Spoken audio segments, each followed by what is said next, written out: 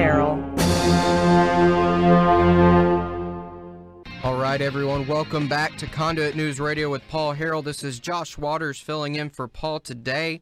I want to give a shout out to our Facebook audience and live streaming audiences on YouTube and at conduitnews.com and on live stream. It's facebook.com/Conduit News if you want to watch online. And I also want to give a shout out to all the terrestrial listening stations, and especially right now our affiliate KARV there in the River Valley in the Russellville area.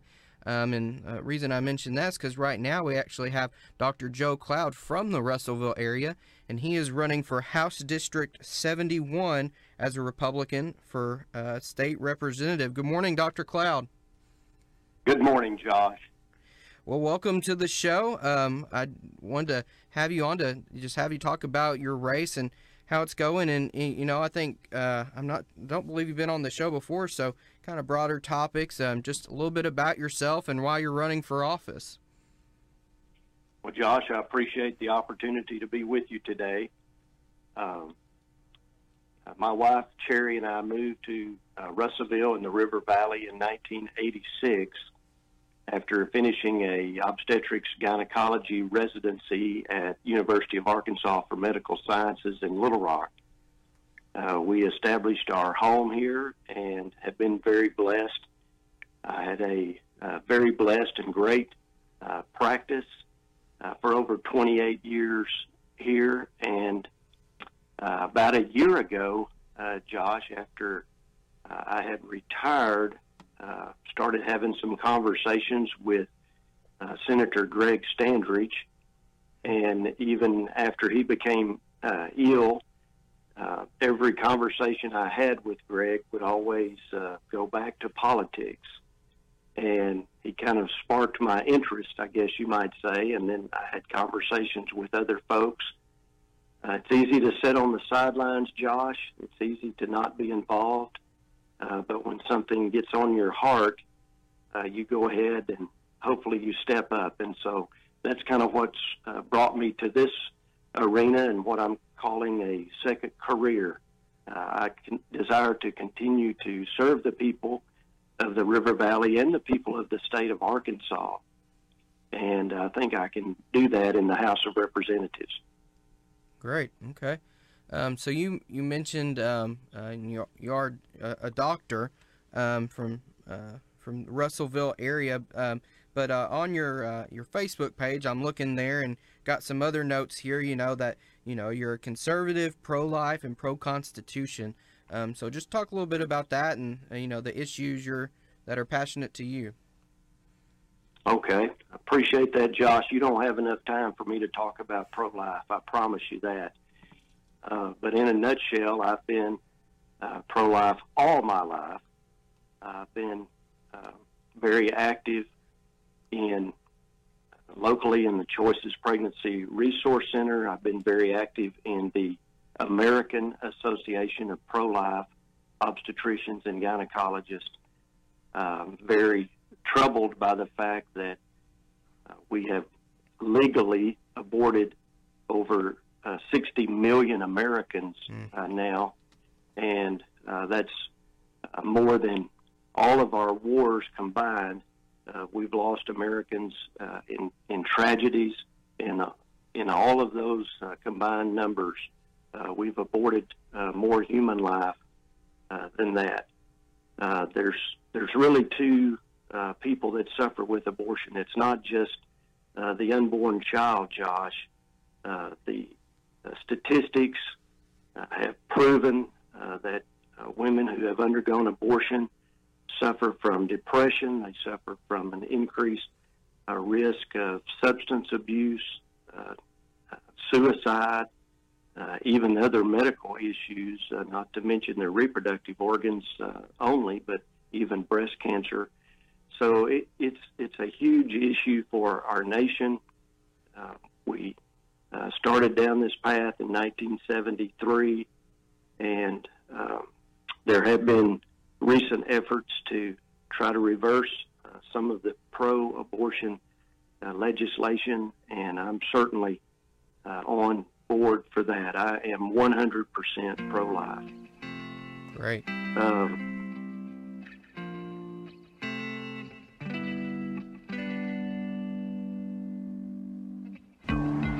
think it's time we ask ourselves if we still know the freedoms that were intended for us by the Founding Fathers. They seem to be in full-scale retreat from spending cuts and are talking about raising people's taxes again. And I have only one thing to say to the tax increasers. Go ahead, make my day. If we lose freedom here, there's no place to escape to. This is the last stand on earth. Those who would trade our freedom for security have embarked on this downward course. Whether we believe in our capacity for self-government or whether we abandon the American Revolution and confess that a little intellectual elite in a far distant capital can plan our lives for us better than we can plan them ourselves. Conduit News Radio with Paul Harrell is on now. Hello, ladies and gentlemen. Thanks so much for being with us this morning. My name is Paul. You have found the intersection of conservative ideas and reality. We're building a liberty machine. Good morning to you. You can give us a phone call or text, 870-275-9799. Also broadcasting, facebook.com/Conduit News. That's facebook.com/Conduit News. Coming up at the bottom of this hour, we're going to be talking to Mr. Tim Loggins from the Patriots of Act 746. Want to continue, we're still waiting on an attorney general opinion clarifying the penalty if you are, carrying a weapon without a permission slip. So we're going to talk a little bit more about that. Ethics, though. We need to have a discussion about ethics. We need to have a continuing discussion about ethics. Yeah. We need to have a continuing discussion on trade and tariffs. We talked about that 2 weeks ago, but the governor last week came out and went up to Washington, D.C. and is, I feel like he's trying to make his economic philosophy for Arkansas kind of graft it in to Donald Trump's economic philosophy for America. But I kind of see them as competing, and I'll talk a little bit about that today as well. So the mainstream media is starting to ask questions about the culture of corruption at the Marble Palace. And only now, when the mainstream media starts to ask questions about the culture of corruption at the Marble Palace, does the Marble Palace try to insulate itself from criticism, attempt to do something to reform things? They didn't care to reform when Senator Brian King was trying to make people who are getting rich off of Medicaid dollars and taking money on the side, making them disclose it. They didn't care about reform then. The countless times that Senator Brian King was on the Senate floor telling everybody the truth about what's going on in the culture of corruption, they didn't care then. They didn't care when Senator Linda Collins Smith tried to stop and end the practice of attorneys representing their clients as legislators getting money on the side. They didn't really care to stop it then. But now they care. Now we're told that they care. Now we're told that the same leadership that has known and been either just willfully ignorant or complicit in this whole process and this whole culture, now that the mainstream media is asking questions, now it's time to act. You'll have to excuse me if I don't take you very seriously, or if I question your sincere efforts here. I question your sincerity. Yeah, absolutely I do. Absolutely I do.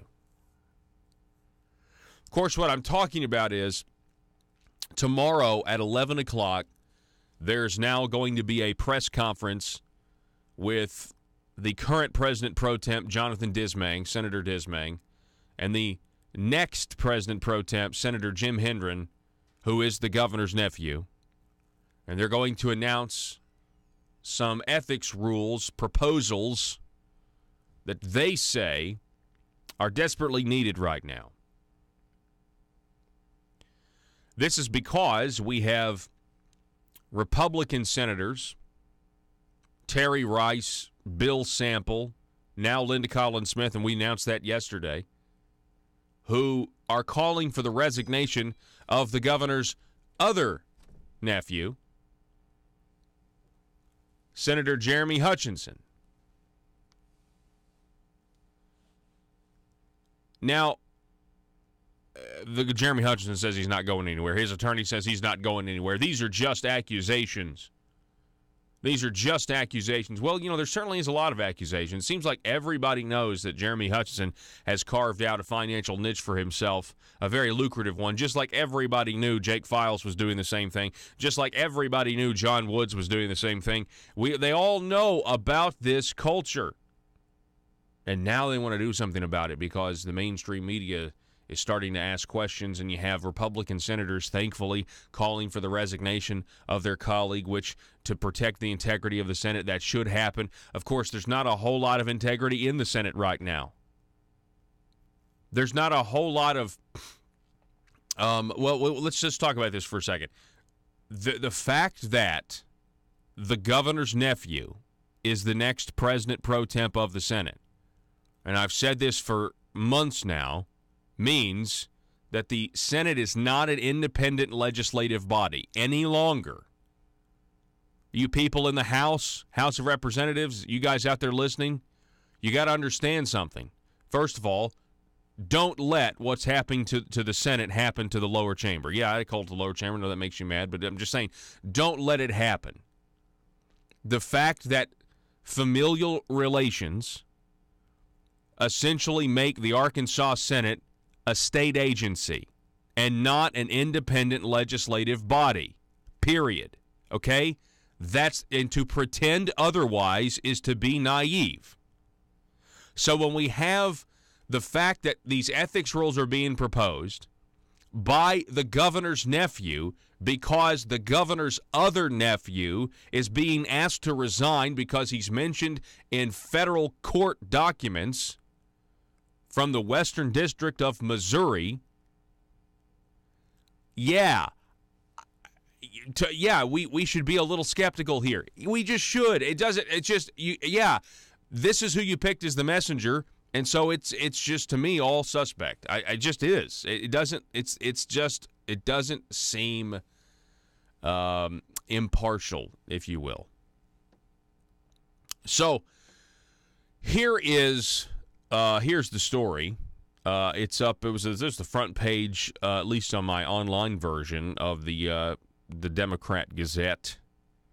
Another GOP peer presses senator to quit. And then it says, at Capitol, Hendren touts ethics plan, says it's time to change the culture. Well, here's an example of where Senator Jim Hendren agrees with me and agrees with Conduit News.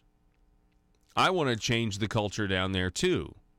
I've been exposing it for a very long time. Everyone else in leadership, him included, have been ignoring it and acting like everything's fine. As a matter of fact, this little rule that they adopted in the Republican caucus that says you don't have to be stripped of your committee chairmanships and assignments unless you're indicted was clearly done because they knew what was coming, not just for Jeremy, but for others as well. Not just for Jeremy Hutchinson. The fact that they got out in front and had their little rule change was so that people like Jeremy Hutchinson would maintain their judicial committee chairmanships in the face of allegations that you've taken $500,000 in bribes because you were doing legal work for Preferred Family Health Care. Somebody tell me what kind of legal work you were doing representing Preferred Family Health Care to the tune of $500,000. No, the truth is you were taking their money and passing the bills they told you to. That's the reality. We're not idiots here. That's what's been going on. And the federal government seems to indicate they think that's illegal. Yeah, there may be a state loophole here and there that makes it fine for state law, but Not as the feds are concerned, apparently. I mean, that's what they argued in the John Woods case. In court, they talked about this concept of attorney legislators. So this article talks specifically about Linda Collins Smith. Oh, by the way, Preferred Family Healthcare is still getting like $43 million of our money. They're still getting, they still have these contracts. In what world does that happen? In what world do you continue to do business with the same company that's been, that's been doing these illegal things with Medicaid money? I saw there was a Talk Business article. I saw a Talk Business article where they're like, Preferred Family Healthcare is complying with the FBI and they're cooperating with the FBI and blah, blah, blah, blah, blah. And honestly, as I read the Talk Business article, I don't know if you guys have read it. I don't want to spend really much time on it, but I thought this seems like this is trying to paint Preferred Family Healthcare in a positive light. Like, yeah, they still need their Medicaid contracts because they're cooperating now with the FBI after they were bribing Arkansas legislators and lobbyists in New Jersey and all. Who knows how far this goes? But they still need Arkansas tax dollars at this point. Something doesn't add up there. Something doesn't add up. I will tell you, I have sources I have spoken to, and I would just say that it appears the FBI is in overdrive right now. I think they're really they're asking questions. They're tying up loose ends, and who knows? I tweeted out earlier that maybe Jeremy Hutchinson's going to take a plea. Maybe Senator Jeremy Hutchinson is going to plea and roll on somebody else. Who would he roll on? Who does the government want? How far up do you want to go with this? How far up does it go? How many lobbyists does it ensnare? I think I focus a lot on the politicians because they are supposed to be, they're supposed to answer to the people. And it's, frustrating that this is the government that we have. But, if you look at, we do have lobbyists, Rusty Cranford, obviously a lobbyist, Randall Shelton, lobbyist, former legislators turned lobbyists like Eddie Cooper. Are there more lobbyists to go down here that we don't even know about? Maybe lobbyists behind the scenes. Who knows? I kind of have a gut feeling we're going to see more, both politician and lobbyist alike, when this is all said and done. The Gazette reports what we said yesterday at the end of the program. State Senator Linda Collins Smith called for Senator Jeremy Hutchinson to resign immediately.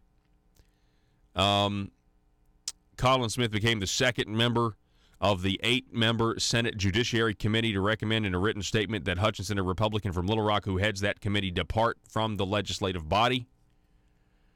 On Monday, you have Senator Terry Rice taking the reins, attempting to lead us out of corruption, calling for the resignation of Jeremy Hutchinson.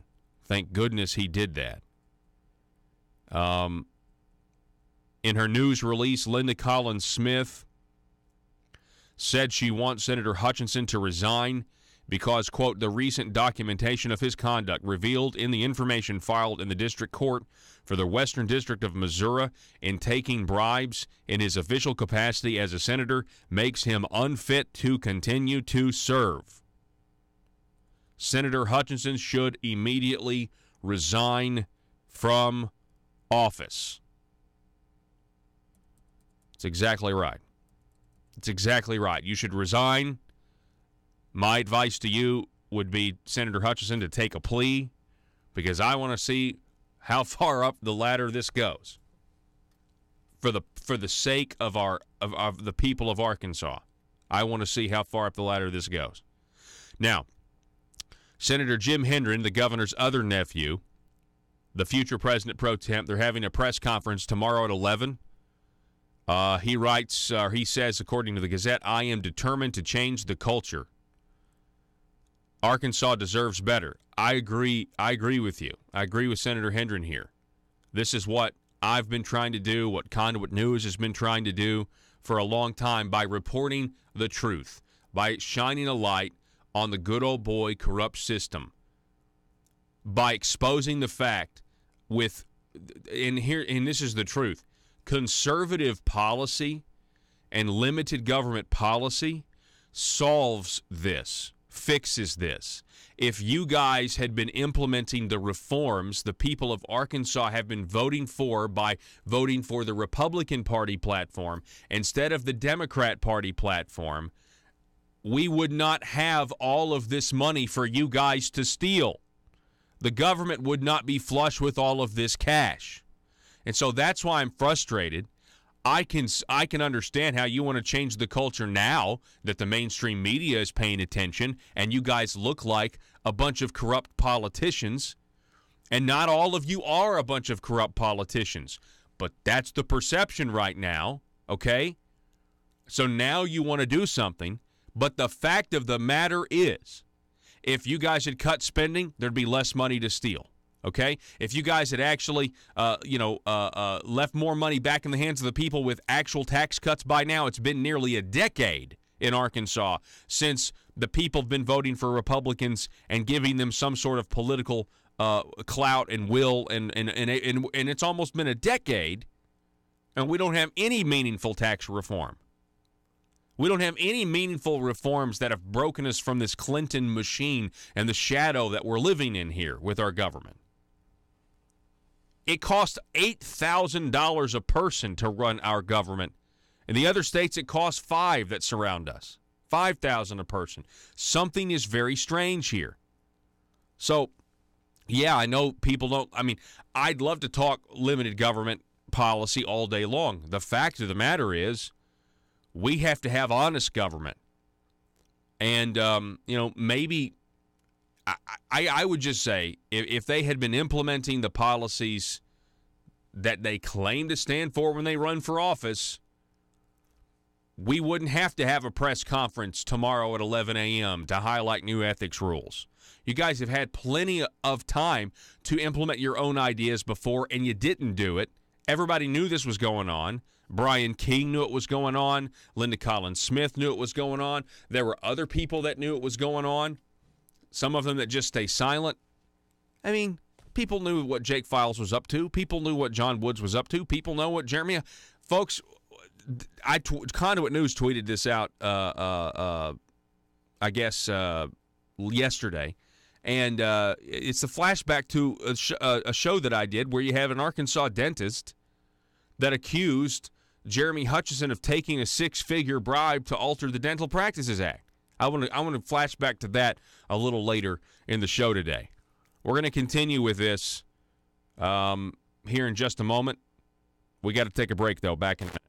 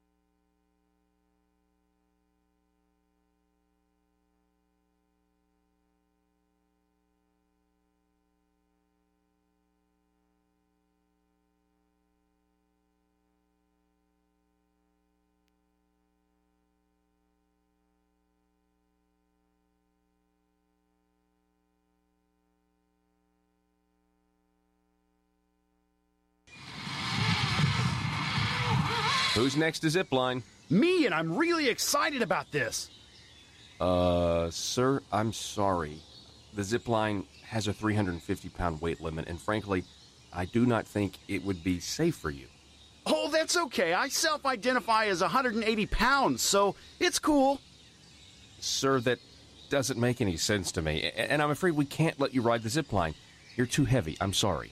I can't believe this. I thought we had evolved as a society. I thought this was America, but I guess this is just my plight. First slavery, and now fat shaming. Sir, again, I'm really sorry. You listen to me. If you don't let me ride, not only will I sue this company for discrimination, I will sue you for damages because right now my feelings are so hurt and I feel embarrassed because I'm holding up the line. Wouldn't be the first time. Watch it, mister. Look, okay, I'm sorry. I just don't think it would be safe for you. You don't understand. I self-identify as skinny. So you have to let me ride the zip line. The Constitution says so. I get to define my own reality. Oh, you know what? Okay, fine. Whatever. Ride the zip line. Mike, let this man ride the zip line. Thank you. Now watch as my self-identity trumps your bigotry. See you on the other side, racist. Here I go!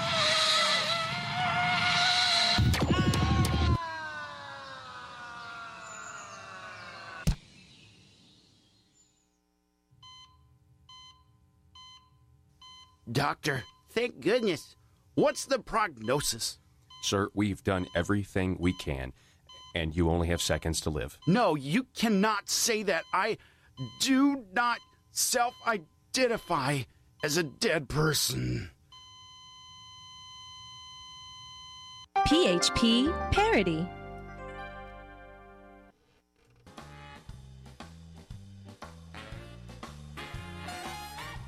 Determined to drain the swamp in Little Rock, it's Conduit News Radio with Paul Harrell. Yeah. I'm telling you right now, if you guys are not subscribing to conduitforaction.org, it is incredible. We are light years, the stuff that we report here at Conduit News, light years ahead of the curve when it comes to corruption in Arkansas. We have been sounding the alarm bells for a long time now. And now the mainstream media, you know, they smell, I guess blood in the water because it's the governor's nephew and he may be, being indicted or he may not be indicted. Oh, by the way, since when do you have to be indicted to resign from office? People resign from office. People's like, we don't need to start a situation where if somebody puts out allegations, then they have to resign because then it's not like the allegations are unfounded. Okay, yeah, you don't resign if somebody's just making some accusation that's unfounded. Everybody I talk to, off the record, knows exactly what Jeremy Hutchinson has been doing. Okay? There's not unfounded accusations.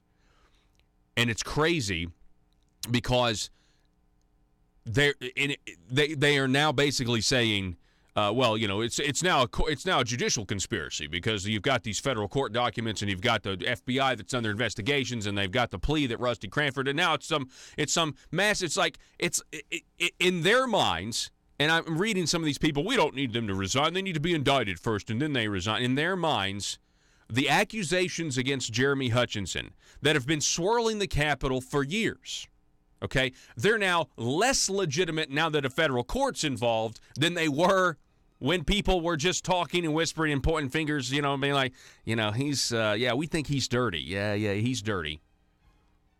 Okay? They now want you to believe, well, it's even less legitimate now because the courts are involved. And he doesn't need to resign unless he's indicted. I mean, we got Governor Asa Hutchinson won't even acknowledge that Senator A is Jeremy Hutchinson. At least we have other progressive Republican establishment people in leadership that will at least acknowledge that Senator A is, in fact, the governor's nephew, Jeremy Hutchinson. We're going to be right back with Mr. Tim Loggins from the Patriots of X 746. Don't go anywhere.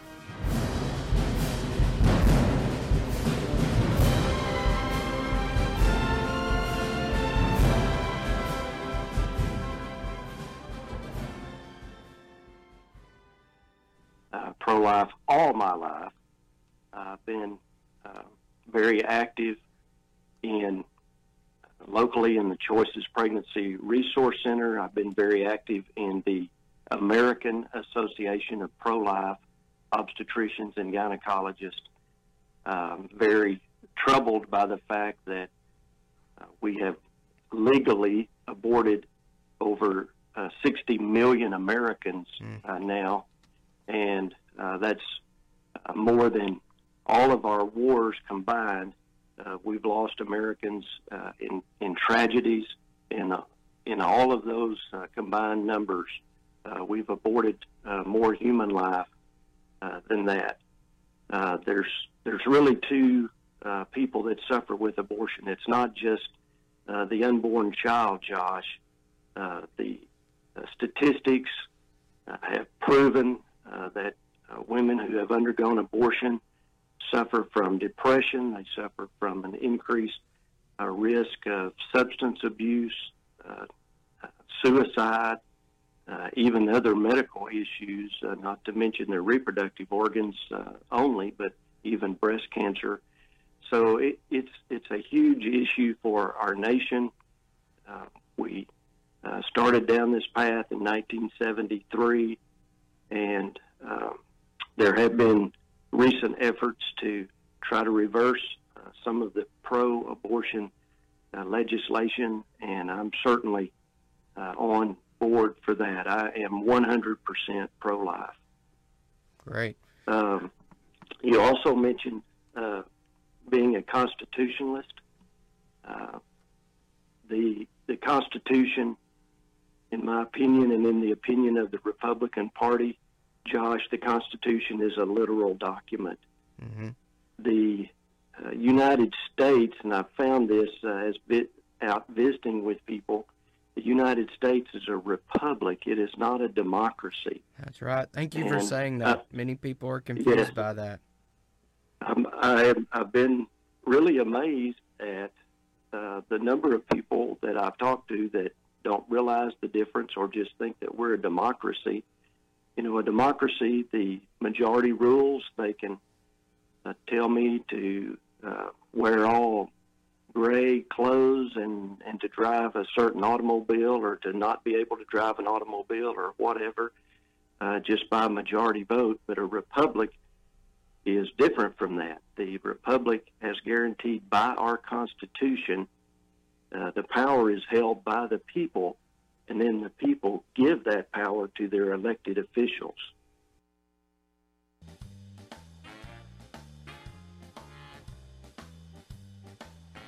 Exposing the truth and everything the Marble Palace establishment keep trying to cover up. It's Conduit News Radio with Paul Harrell.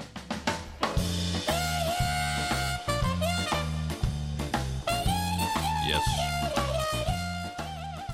Folks, this portion of the program is brought to you by the Patriots of Act 746. They're on a mission to educate the state of Arkansas about your Second Amendment rights, specifically constitutional carry, the idea of permitless carry, and you need to know about these rights. And so look them up on Facebook. Go to Facebook.com and search for the Patriots of Act 746 and ask to be a member of the group. You're going to get great information that's factual, on what the law actually says, not what some of our, well, what it feels like sometimes our government overlords want us to think the law is, but no, what it actually says. And really, they're on a mission to build a consensus across the law enforcement community as well as to what your rights are concerning the Second Amendment here in Arkansas. Joining us now, we've got Mr. Tim Loggins back with us. Tim, welcome, sir. Good morning, Paul. Good morning to you. Good morning to you. Hey, so what's that group up to now on the Facebook page? How big are you guys now? The main group is around 13,700. Our Northeast Arkansas chapter is right around 1,200 members. Man, 13,000 people. When we first started doing these things, it was at 10,000, right? I believe that's when we first came on the air, Paul. Yeah, we were around 10,000. So in the last 6 months or so, we've gained at least 3,000 members. Wow, that's fantastic. Yeah, it's Facebook.com. Again, folks, just search for Patriots of Act 746 and ask to be a member of this group. It's fantastic.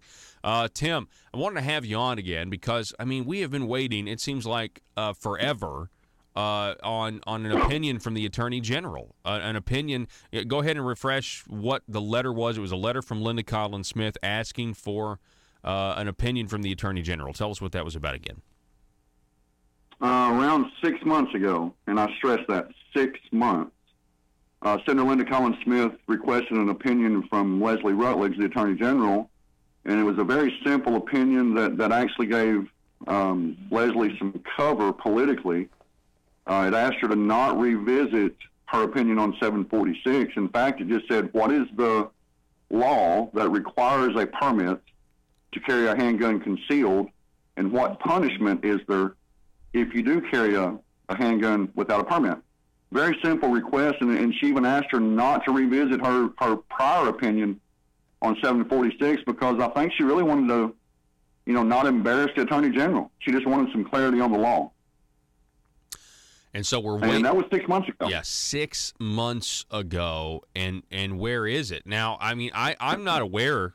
I mean, I don't know if maybe there's precedent here where an Attorney General just has ignored a letter from a duly elected representative and refused to give an opinion. I mean, has that ever happened? I don't know the answer to that. Paul, I don't know the answer to it. As far as I'm aware, there has never been an instance where the Attorney General refuses to do her job. And by the way, that's one of her job duties, is to issue opinions for legislators. And I know of no instance where the AG's office has just said, no, I'm not going to issue an opinion. Okay. Well, I don't either. Yeah, go ahead. You said the key word here when you said precedent. That's what's really concerning to me. As far as the law goes, the law is very clear, and we were hoping for some clarity, that manufactured confusion to try and clear some of that up. But to me, the more dangerous part of it is, Paul, is now we have the AG's office, and I'm going to call it like I see it. She's engaging in political considerations on whether or not she issues opinions. If you have an opinion that's contrary to the Attorney General or contrary to the sitting governor, or if you have a primary opponent, if you're going through an election process, she's going to decide, hey, I don't have to issue that opinion. And to me, that's extremely dangerous and a bad precedent for all of our legislators. Now they have to wonder, well, do I need to wait until after the election to request an opinion? And that's not the way it's supposed to work. Wow. Yeah. Yeah, that's definitely a slippery slope there.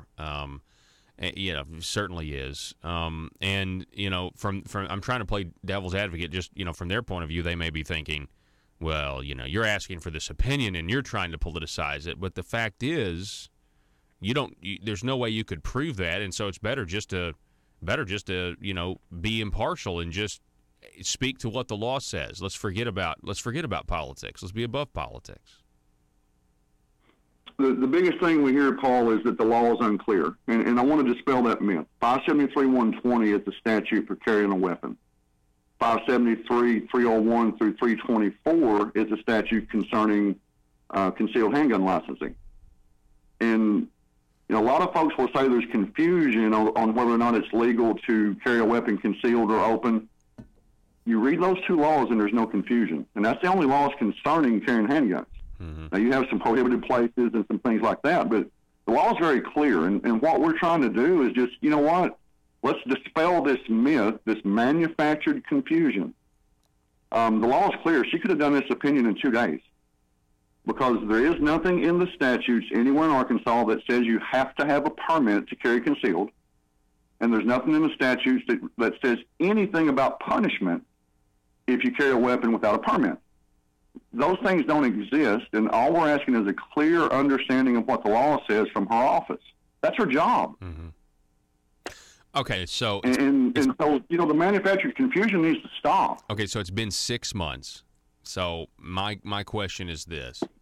At what point, are there other legislators that could write a letter asking the same question? Do we have to have a majority? What do we have to do to get an opinion here, Tim?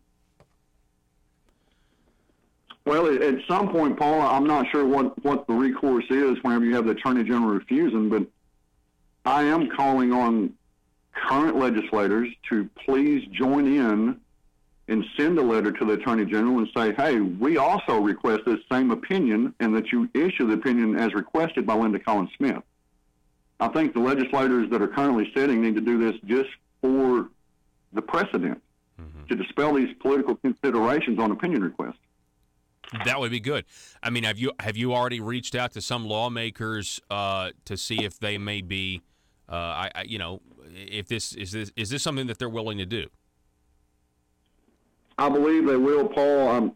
Of course, we reach out to legislators all the time on different matters, and I won't call any names, but yeah, I believe we will get that from some current legislators where they will issue a letter to the Attorney General if that's what it takes. You know, it'd be nice if she just issued the opinion. Yeah. I'm pretty sure the opinion's written already. Really? You think so? You think it's written? It just hasn't been released? I'm not a betting man, but yes, sir, I'm pretty sure. Okay, so let me ask you this. Okay, let's say she releases the opinion, Tim, and let's say it accomplishes the result that is desired here, which is to end the confusion. Do you think that one of the reasons that it's been being delayed is because of their fear that it'll turn into the Wild Wild West and everybody will be carrying a gun and it'll usurp the authority of the Arkansas State Police or whatever nonsense? But is that possibly a consideration? For me, no. Honestly, it's a consideration for them because they don't respect our rights. Article 2, Section 5 of the Arkansas Constitution says the citizens of the state of Arkansas shall have a right to keep and bear arms for their common defense. 573-120 is very clear. The law is clear. We're just asking them to follow the law as written. Now, if they have the political will, they can try to change the law. Yes. But they need to follow the law as written. It's clear. It's been this way since 2013, and we're still arguing about it. So I'm just gaming this out here. If the Attorney General issues an opinion and it says that there is no penalty for carrying a weapon without a concealed handgun permit, right? That's essentially what you believe the law says, or that is what the law says, right, Tim? Correct. Okay. So the liberal media is going to the headlines are going to be, they're not going to be good for her, I would think. I mean, it's going to be good for our gun rights and everything else. I'm trying to put, maybe that's what they're worried about. Maybe they're worried about having to, answer tough questions from the liberal media, which actually it really wouldn't be tough at all. You just stand by what the law says. But, I'm trying to figure out why in the world do you take 6 months? It could also be, like I mentioned earlier, the Arkansas State Police, they have put forward this idea that you have to buy back your right to carry a weapon to protect yourself in the form of a permission slip, essentially.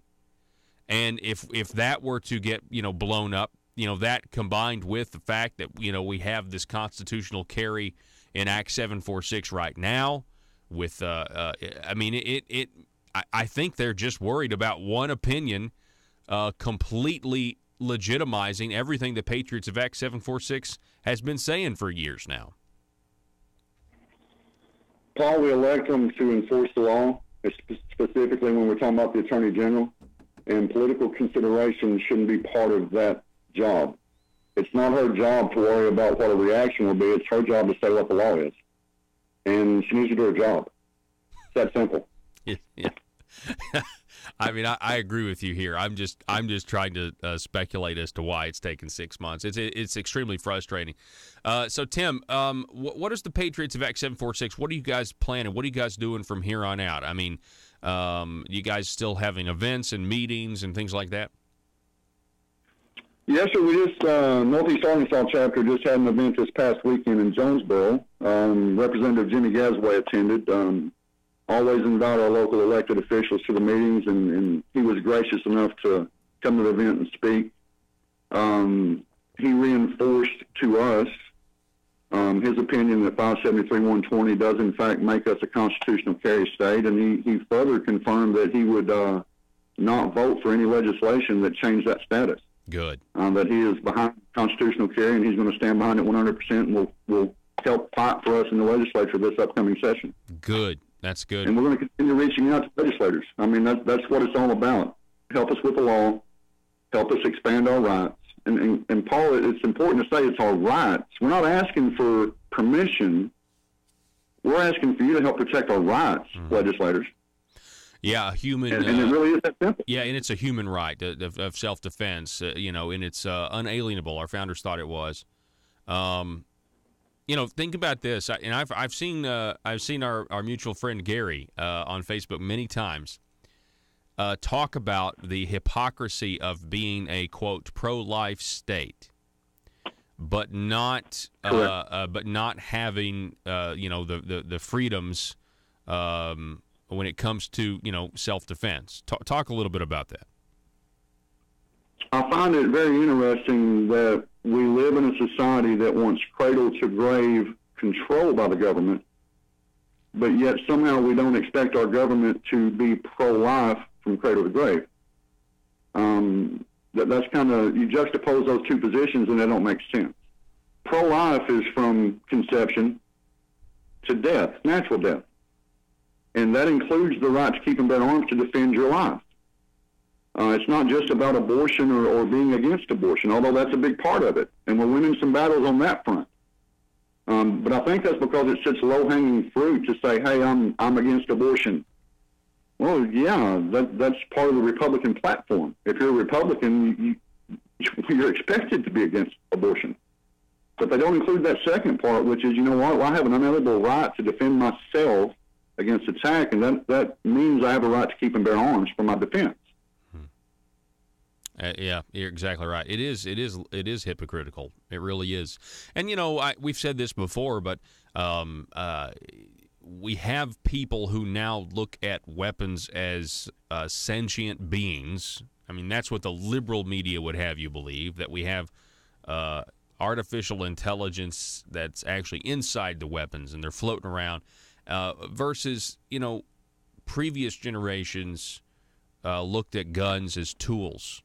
Not just for hunting, obviously, but they were tools, and it depends on the user and that sort of thing. But now we have people who they're not around the tools, they don't use the tools themselves, and so they're afraid of the tools, and they use that fear to take away or diminish our rights, and that is the battle. And for a lot, there may be a lot of people listening that are not that don't really know about guns.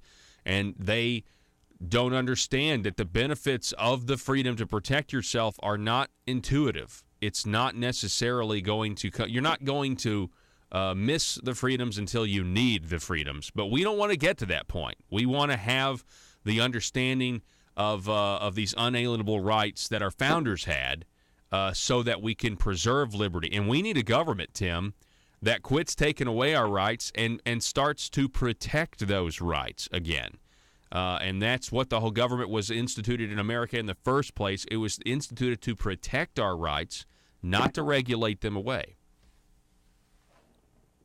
Paul, I'm glad you brought it up. The liberal agenda has been pretty successful in shifting the Overton window. They're changing the narrative and the conversation. My right to defend myself is an inalienable right given by God. And somehow or another, the liberal progressives have shifted that agenda to now the gun is evil and not the person. And that's really the reason Patriots exist is yes, we're a grassroots group that advocates what the law is, but we also advocate for our natural rights. And we got to change that. We got to shift that Overton window back to where it needs to be, so we're having the proper discussion, and we start defining the terms, and stop allowing moms demand action and all the other gun grabber groups from defining the narrative. The narrative isn't that the gun is evil. We need less guns. The narrative is that evil exists, and we need guns to combat it. Yes, absolutely, absolutely. Tim Loggins with the Patriots of X 746. I appreciate you being on the program as always, sir. Thank you very much, Paul. I appreciate it. All righty. Folks, hopefully we're going to get that opinion soon from the Attorney General. It's been almost 6 months and the Patriots VAC 746. Again, go to Facebook.com, search for them, ask to be a member, and become a part of the growing sensation today. Back in just a moment. Russellville-based firearms manufacturer Omega are making clones of the most notable German firearms in the world. These delayed rotor-lock firearms have been and are currently used by law enforcement and military worldwide. At Omega, they manufacture their guns right here in Arkansas and produce the best reproduction in the marketplace that comes with a complete 5-year warranty. At Omega, they take firearm manufacturing seriously and offer discounts to active and retired law enforcement. Whether you're using Omega firearms to defend the public, defend your family, or for target practice, Omega has your back. For pricing, go to omega-guns.com. That's omega-guns.com. If you're like me, you believe that small business is the heart of Arkansas's economic engine, and it should be viewed that way by the politicians in Little Rock.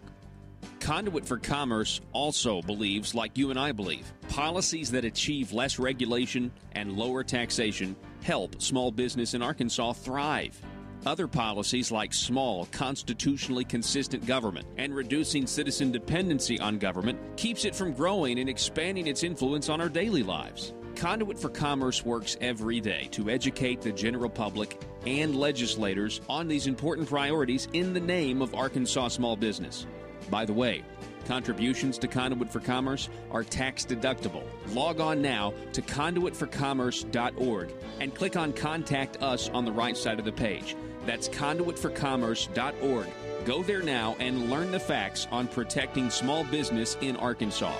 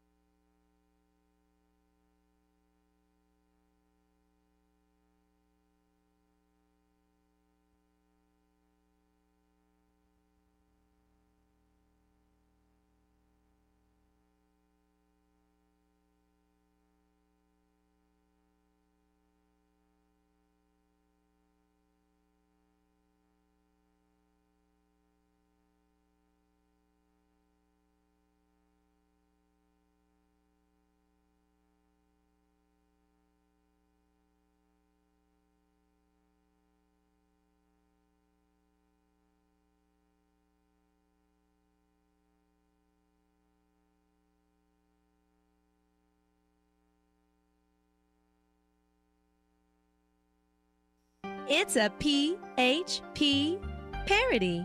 Hey, man, you got any of that marble rock? Yeah, I've got the hookup. Thanks. I need a fix real bad. I'm itching to grow some government. How much you need? I'm gonna need a taxpayer's dime bag. No problem, sir. 1 taxpayer dime of marble rock. Enjoy. Thanks, man. They don't call it Little Rock for nothing. Am I right? Did you know your state representative or state senator may be addicted to growing government? The drug is called marble rock, and too much of it will cause marble fever. Watch for the warning signs. Does your legislator suddenly display a lack of humility when faced with basic questions? Does he or she suddenly develop hubris and pride that was not present during the campaign for office? These are signs they might be smoking the terrible drug, marble rock. The solution? Detox. Vote for detox. Vote to send them home for their own good. Warning! Some politicians once voted out of office will not go home and stay in Little Rock to get their fix by lobbying, also known as the Burris Syndrome. PHP parody.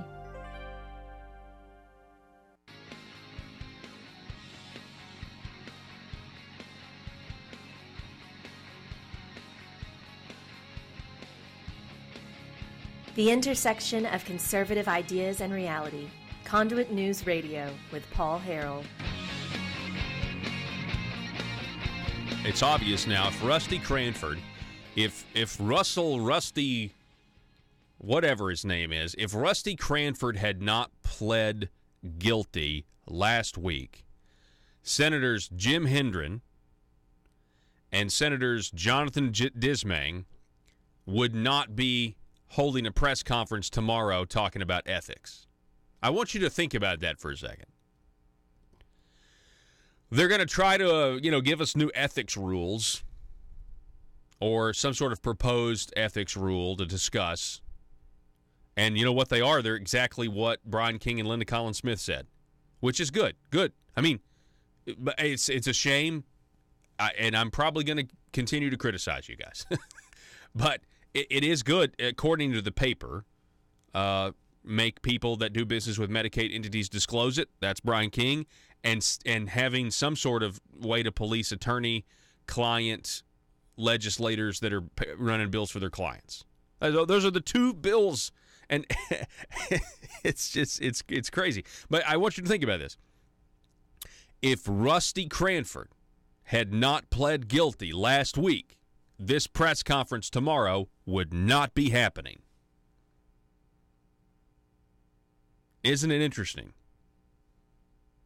Meaning, if Rusty Cranford had not pled guilty, everything would still be hunky-dory.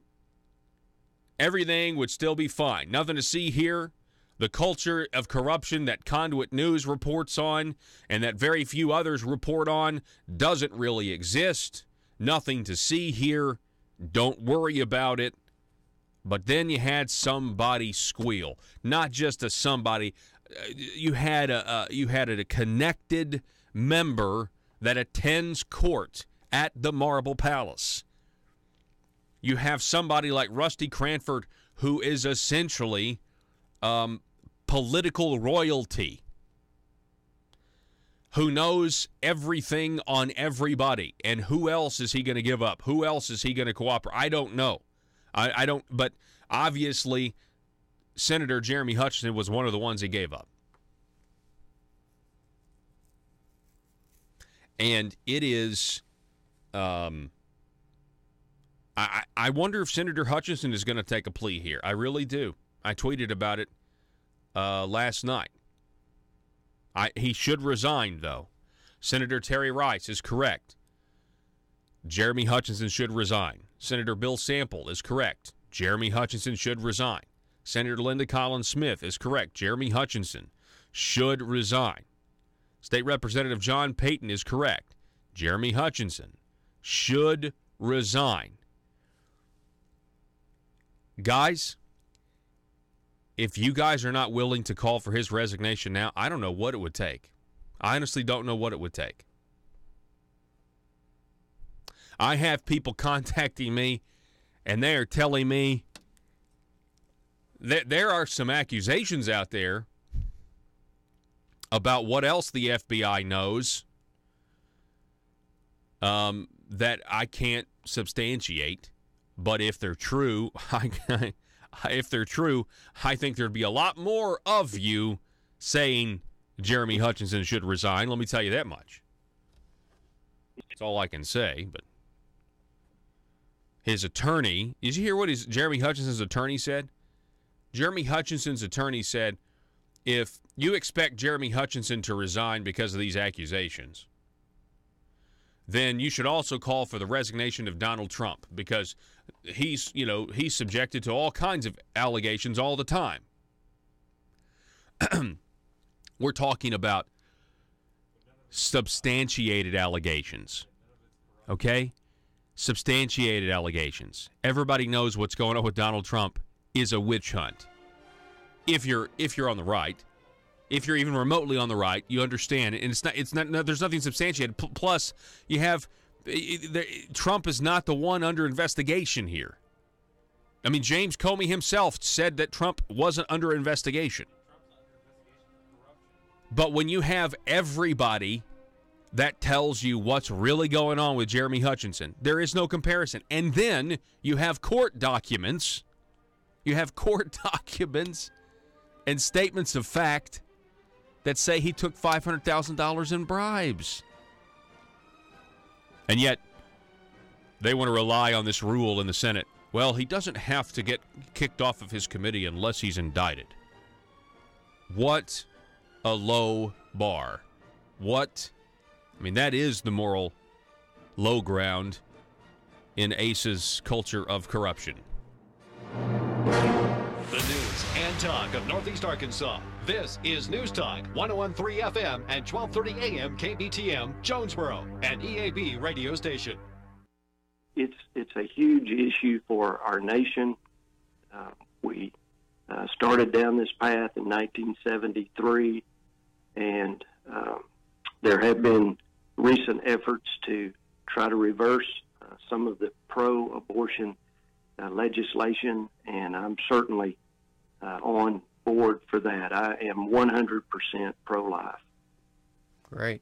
You also mentioned being a constitutionalist. The Constitution, in my opinion, and in the opinion of the Republican Party, Josh, the Constitution is a literal document. Mm-hmm. The United States, and I've found this as out visiting with people, the United States is a republic. It is not a democracy. That's right. Thank you for saying that. Many people are confused by that. I've been really amazed at the number of people that I've talked to that don't realize the difference or just think that we're a democracy. You know, a democracy, the majority rules. They can tell me to wear all gray clothes and to drive a certain automobile, or to not be able to drive an automobile or whatever, just by majority vote. But a republic is different from that. The republic, as guaranteed by our Constitution, the power is held by the people, and then the people give that power to their elected officials. And as you stated in your opening, I'm running for House of, and I emphasize the word representative. If I'm not representing my constituency, I'm not doing my job, because that's part of what a republic is. The exercise of the power that's given by the people is under the set of laws as laid out in the Constitution. So I'm very much a constitutionalist. I believe the Constitution has some guarantees to the individual against the majority. You know, we have a right to speak. We have a right to think. We have a right to worship. We have a right to vote. And those are things that are blessings for the United States of America that other countries, a lot of them don't have those rights. And that's sad to me. But we are a republic, and we are protected as far as our life, our liberty, and our property by the government. But we don't need to let the government go beyond that. Yeah, man, that's great to hear. That's really refreshing. You know, unfortunately, we hear, you know, from politicians, you know, well, I hear a lot is, you know, well, I'm going to do this for you, I'm going to do that for you, that kind of a thing, which, you know, that's part of it. But to hear a candidate for office, you know, going back to the original founding document that set up the government and defines what the role of government is, like you've done, I mean, that's really refreshing. And just thanks for sharing that with us. And so this is House District 71. Ken Henderson is not running for re-election. So it's you, the Republican, versus a Democrat opponent. And so remind everyone, I know it's the Russellville area, but I wasn't sure, you know, if it's just Russellville or what the whole district encompasses there. Josh, it is primarily Russellville. District 71 extends up toward Dover, but not to Dover. It extends toward Atkins, but not, to Pottsville, but not to Pottsville, not into Pottsville. And then it's bordered on the southern by the Arkansas River. So it's primarily Russellville proper. Okay, great. All right. So, you know, you've laid out, you know, your pro-life position, pro-constitution position, conservative position. You know, how can people maybe find out more about you, you know, Facebook or Twitter or, you know, website? I'm not sure what you have there, but if you have events going on, or how can people, you know, interact with you during this campaign season? I'm easy to get a hold of, Josh. They can contact me directly if they would wish to. I am on Facebook, Cloud for State Rep, and easy to find there. And I'm accessible. I'll be glad to talk to.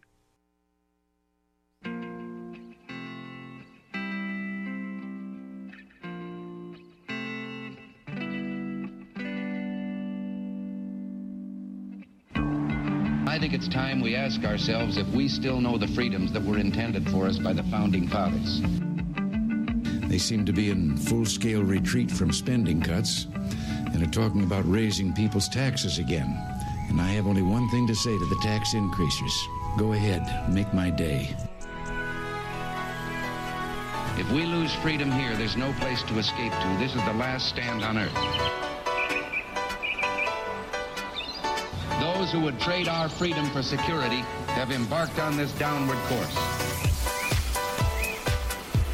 Whether we believe in our capacity for self-government or whether we abandon the American Revolution and confess that a little intellectual elite in a far distant capital can plan our lives for us better than we can plan them ourselves. Conduit News Radio with Paul Harrell is on now. I know what I know. I know so much I wish I did not know. Trust me when I say that. Welcome to the program, ladies and gentlemen. My name is Paul. You have found the intersection of conservative ideas and reality. We don't just talk about conservative ideas. We actually want to see them implemented. We want to see it become not just campaign rhetoric, but actual policy. At at the local level, at the state level, and even nationally, of course, nationally. My goodness. Telephone number 870-275-9799. We're broadcasting across multiple platforms online. YouTube, that's at Conduit News YouTube channel. Please subscribe and hit the little bell for notifications, as well as Facebook.com. As well as live stream and over at conduitnews.com as well. Gene McVeigh, who was on the program this time yesterday, writes on our Facebook feed, please tell me the hypocrites who fought Senator Brian King's ethics reform bill are not suddenly holding a press conference to promote ethics. Well, you would be correct. Now, actually, Gene, I don't know. I'd have to go back and look. I don't know how Senator Dismang and Senator Hendren voted on Senator King's ethics bill. You want to find out the bill number? Hang on, Joe. If you'll go to conduitforaction.org and look up one of the articles that's talking about it. It was probably actually, if you go to the ASA and the corruption state, scrolling down there. You'll get you'll get both Linda Collins Smith bill number, and I'd like to know how they voted. But the fact is, it did make it out of the Senate. Let me say that again. Brian King's bill on ethics reform made it out of the Senate, but it died in Bob Ballinger's committee. Okay, that's where they decided to let the House do the dirty work on that. And so if you read what they're trying to propose here, in the article, we covered it a little bit last hour. Another GOP peer presses senator to quit, talks about Linda Collins Smith calling up for the resignation. But then it also says that they're going to have a press conference tomorrow at 11 about a proposed rule change to increase reporting requirements for senators and impose prohibitions regarding conflicts of interest. Hendren said the rule changes are being proposed because there has been a string of incidents involving various lawmakers in Arkansas over many years. Quote, I am determined to change the culture. Well, you agree with Conduit News then. Arkansas deserves better. Quote, we are going to do what we can all agree upon, what we know will, I hope, stop the worst part of it immediately. But we're also going to put in place a committee that begins to study this and have authority to deal with this. And over the next 4 to 5 months, I think you'll see a process where a lot more changes are made. Tell me you're not going to call it a task force. I notice you use the word committee and not task force. There's going to be some rule changes with regard to attorneys and conflicts of interest. Well, that was Linda Collins Smith's bill. And disclosure when you represent something that is before the legislature for somebody, Hendren said. There's going to be some disclosure requirements about people who do business with the state whether it be through Medicaid or anything else. End quote. Again, that's Senator Brian King's bill. So they are having essentially a press conference tomorrow, and they are going to be talking about trying to, do some changes. I mean, I hope, again, I hope that it's not like, here, follow me, like take the ball and look over here, and I hope it's not that. I hope it's legitimate. I hope they're not just trying to do some window dressing. I'm skeptical because I never, carefully crafted language is a real thing. So yeah, I'm skeptical. I have a healthy American skepticism here about people in power. And the Marble Palace was so allergic to these ideas before Milton Rusty Cranford pled guilty last week. Let me say that again. You people at the Marble Palace were allergic to these ideas of accountability before Milton Rusty Cranford pled guilty last week. And now all of a sudden, because the mainstream media has finally caught on to what Conduit News has been preaching for a very long time, has been reporting on, has been exposing. Now that the mainstream media is asking questions, they're starting to do some digging. Now all of a sudden we got to have a press conference. Yes, it is hypocritical. It is hypocritical to now be like, okay, you guys have been in the leadership. Senator Dismang and Senator Hendren, you guys have been in the leadership while all this has been going on. And now all of a sudden, okay, now we're going to do something. And that's why I think it's really a messenger issue. That's why I'm so proud of Terry Rice. I'm so proud of Linda Collins Smith and Bill Sample, these guys who said, you know what, we're calling on the resignation of Jeremy Hutchinson because you're making all of us look bad and you got to go. And they're kind of bucking the leadership here. Notice the rest of the Senate really hasn't said anything. They certainly should. They certainly should be saying something.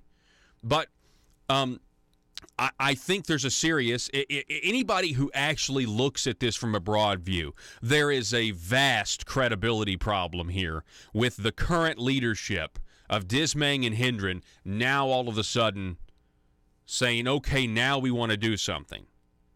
You've been in leadership now and part of the good old boy club for a long time. You're related to the governor. You're one of his two nephews. That's a state senator. And there's only 35 of them in the entire state. And 2 of them are relatives of Asa Hutchinson.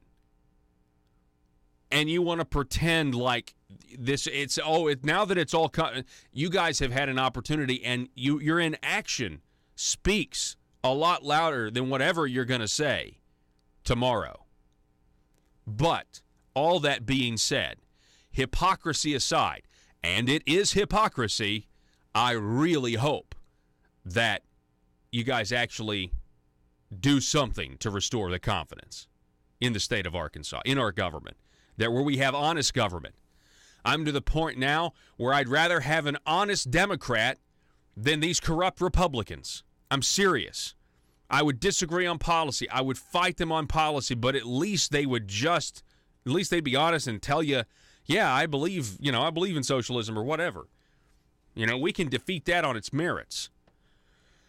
Okay. The Democrat candidate for governor, Jared Henderson, he's actually been, he's been implicated in all of this. If it wasn't for the guilty plea of Milton Rusty Cranford, if it wasn't for the guilty plea, then you would have essentially, we wouldn't know anything about Jared Henderson, okay? Governor Asa Hutchinson gave Jared Henderson $2 million, Teach for America, because of a piece of legislation that his nephew, who's accused of taking $500,000 in bribes, Jeremy Hutchinson, passed a bill for. So you passed a bill for Teach for America through Rusty Cranford. Rusty Cranford was the lobbyist for Teach for America. And so you now have implicated Rusty Cranford, Jeremy Hutchinson, Jared Henderson, and Asa Hutchinson. It's unbelievable. Well, so Jared Henderson now that he's the Democrat, and now that, he's cozy up with Asa. What's the difference, right? Now that this is, materialized, and we all know that, financially it's just a big cesspool. I mean, it's just a buddy-buddy system. Jared Henderson comes out, and he has his own ethics ideas, and boy, are they terrible. And I really hope that we're not going to have similar suggestions from the Republicans, but I won't be surprised, because Democrat establishment and Republican establishment think alike. Jared Henderson, according to 5 News Online, writes, quote, "This past week was a low point following a period of pervasive political corruption infecting our state government. Silence is not leadership. We must expect more and demand our leaders stand up to all wrongdoing with courage and integrity. Arkansans deserve meaningful action to root out corruption without regard to party. Regardless of when these breaches occurred, taking steps to prevent further incidents." I thought that said indictments when I first read it. No, to prevent further indictments. No, to prevent further incidents is the responsibility of our current leaders, the Democrat says. That's why, in the absence of leadership, I am introducing 5 proposals to try to prevent further corruption. Stop. This guy took $2 million from Asa based on for his nonprofit or whatever, Teach for America, that Jeremy Hutchinson, from a bill that Jeremy Hutchinson passed. Asa gave, come on now, hypocrite doesn't even begin to describe it. We got hypocrites on both sides of the aisle, folks. We got Democrat candidates for governor who are hypocrites. We got Republican leadership and senators who are big hypocrites here. Now they want to talk about ethics. At what point will the mainstream media, listen, mainstream media, if you guys are listening, listen. I mean, I know you're curious about all this now. At what point do the people who have led us into this mess lose their credibility in your eyes? Quit giving them all of this credibility. Start challenging the very fact that they're the leader. Because, I mean, if you've been in power for all this time and now you want to claim, I mean, it's like Obama. Remember Obama? Obama, he had scandal after scandal, and what would he say? Well, I found out about it on the news. I didn't know. It's news to me. That's what he would say. And he would always just say, well, he would never lose credibility in the media. He would always be above it all, even though he's the one in charge. Asa and the nephews they've been the ones in charge. And now it's, well, they're still credible. We'll let them take the credit to lead us out of this mess when they're the ones who have been in charge the whole time, and it's either going on under their nose and they're just ignoring it, or, it's worse from there. But anyway, so the Democrat Jared Henderson, he wants to, number one, revoke public official pensions for abuse of power. Okay, so if you get caught, then you lose your pension. Number 2, he wants to strengthen Arkansas Ethics Commission. The Arkansas Ethics Commission is under-resourced and lacks significant ability to address the abuse of power by candidates or elected officials. Stop.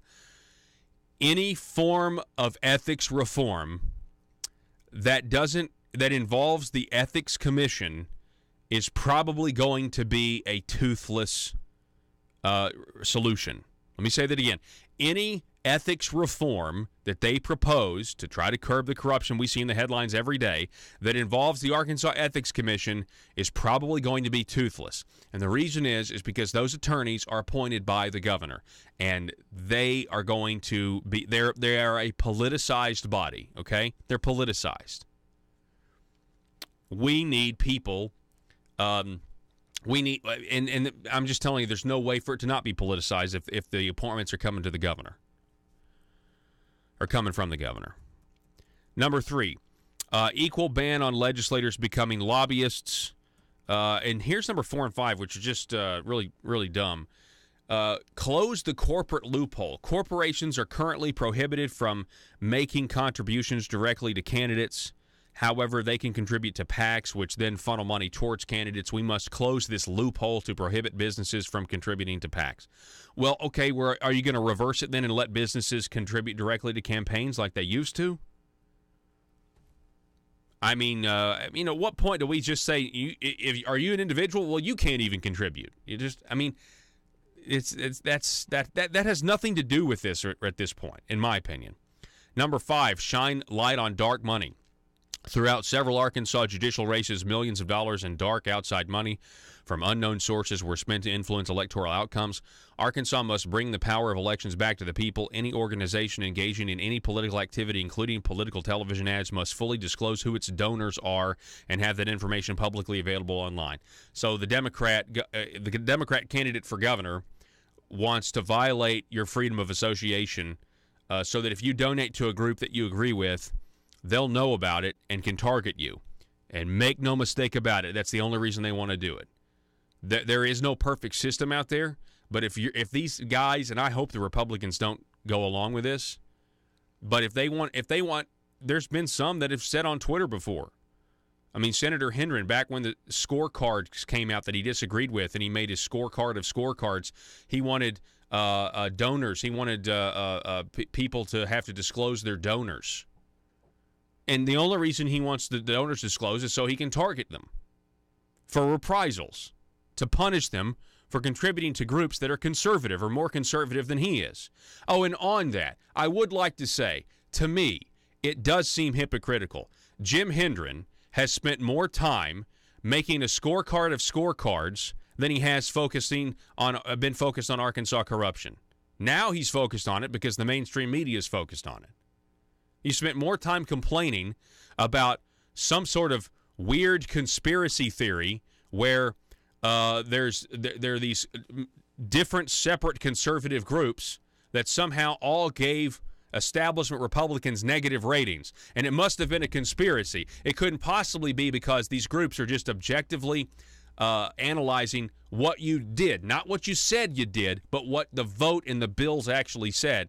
You've spent way more time obsessing over that and creating your own scorecard of the scorecards. He actually did this, by the way. This is the president of the Senate. This is the future president of the Senate, the governor's nephew, Jim Hendren.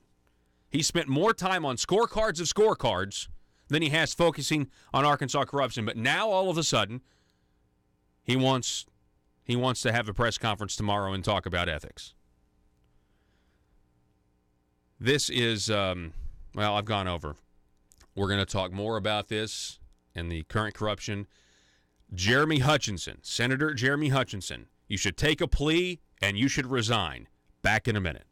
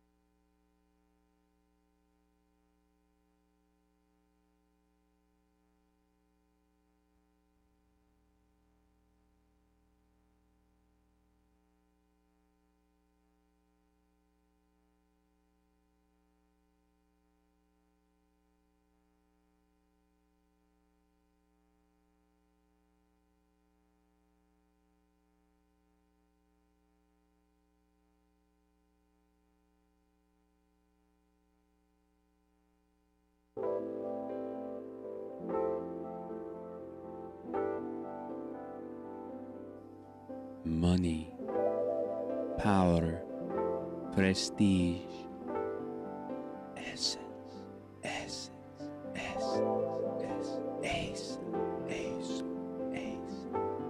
Available now from aristocrats serving Arkansas.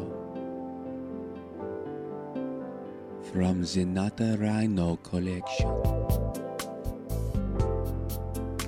The fragrance of backroom deals. Nepotism. The aroma of higher taxes. Subliminal deception. Deep state. Ace.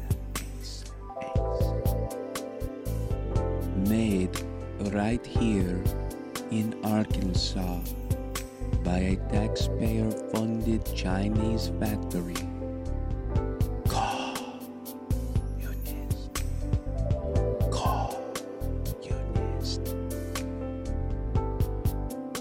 Every bottle carefully crafted for you. Gender neutral. Nothing says aristocrat like Essence of Bureaucrat. Essence of Bureaucrat by Asa. Available now in the Marble Palace gift shop. Paul Harrell parody.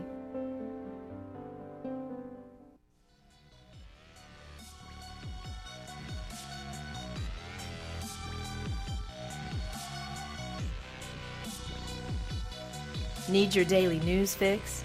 Don't forget to tune in to Conduit News Radio with Paul Harrell. All right, so Joe has the votes. We wanted to go back and look. How did Senator Hendren and how did Senator Dismang? They're going to have this press conference on ethics again tomorrow because Milton Rusty Cranford is basically ratting on everybody, and so he pled guilty last week. How did they vote on Brian King's bill? Brian King's bill was SB 175 to require Medicaid providers and government officials to disclose conflicts of interest. Now, this did pass the Senate, but if you look there, you have Senators Eddie Joe Williams voting against a bill to require Medicaid providers and government officials to disclose conflicts of interest. Cecile Bledsoe voted against. Senator John Cooper, the Benedict Arnold of the Arkansas Senate, voted no. Senator Jim Hendren, the majority leader, voted against Brian King's piece of legislation. And so now they're talking about doing essentially the same thing, at least in word. I don't know if it's actual deed, but in word, according to the Gazette this morning, they're saying we've got to have disclosure requirements for Medicaid providers when it comes to what they're paying legislators on the side. Senator Missy Irvin, Senator Dave Wallace, why would these people vote no on this? Again, you understand how frustrating it is. There's nothing to see here. There's no reason for this bill. This is a bill, a solution in search of a problem, right? And by the way, Jonathan Dismang, the president pro temp of the Senate, did not vote on that bill. Now, this bill did pass the Senate, but then it died in Bob Ballinger's committee in the House. So that's how they voted. Now, what about a Linda Collins Smith bill? This was a little different. Linda Collins Smith's bill, which, again, they're talking about now, which was a bill to say that attorneys can't represent their clients. We have the SB 726, and it failed with 20. It failed in the Senate. You had 20 nays, but look at the nays. Linda Chesterfield, John Cooper. Man, why would John Cooper be so against transparency? Joyce Elliott, Stephanie Flowers, Trent Garner, and Jeremy Hutchinson voting against the bill that would have essentially made it illegal for Jeremy to do what he's doing now, that the federal government, I believe, does think is illegal. But the state laws, there are those loopholes. Now, it is important to note that Senator Hendren did vote in favor of the bill, but again, it failed. But he is on record supporting it. So, anyway, we will see what happens tomorrow. When we come back, I want to do a flashback because I really hope the mainstream media. I mean, I tweeted this out, or I retweeted it rather. Conduit News tweeted this out. I retweeted it last night, but it's a clip of me interviewing an Arkansas dentist that accuses Senator Jeremy Hutchinson of taking a six-figure bribe to change the Dental Practices Act. Back in a moment.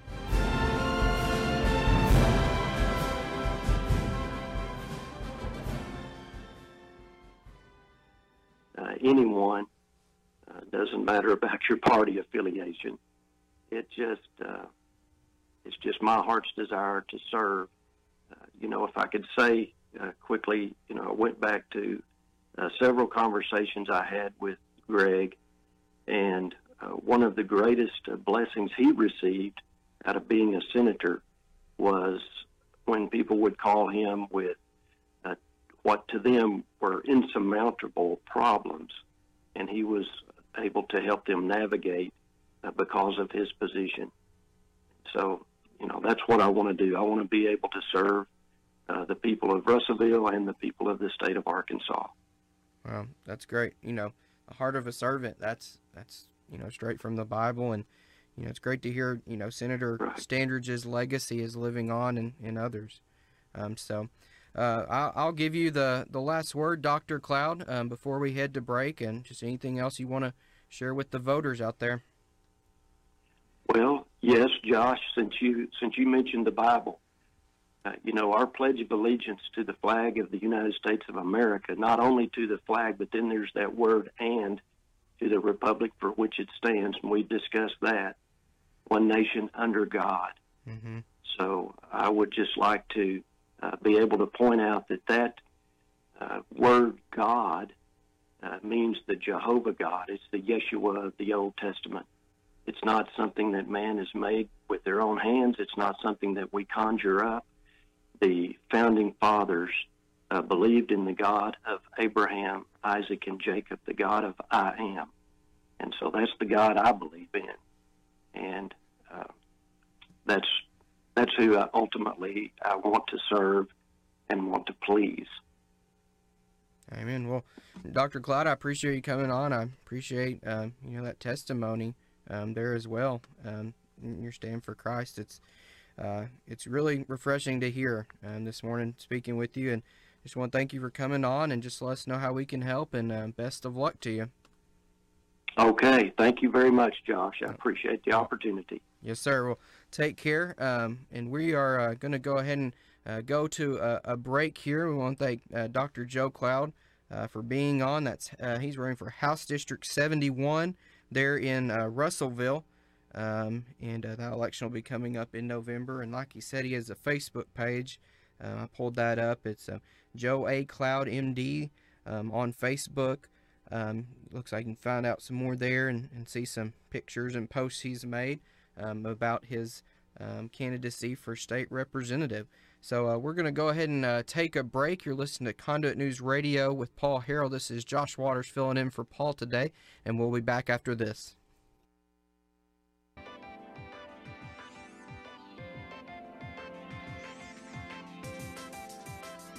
Conduit News Radio with Paul Harrell is building a liberty machine. Find out more at conduitnews.com.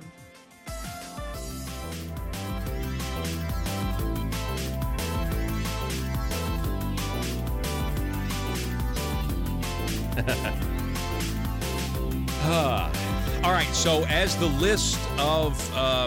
list of legislators calling for Senator Jeremy Hutchinson to resign grows, and I expect it to grow.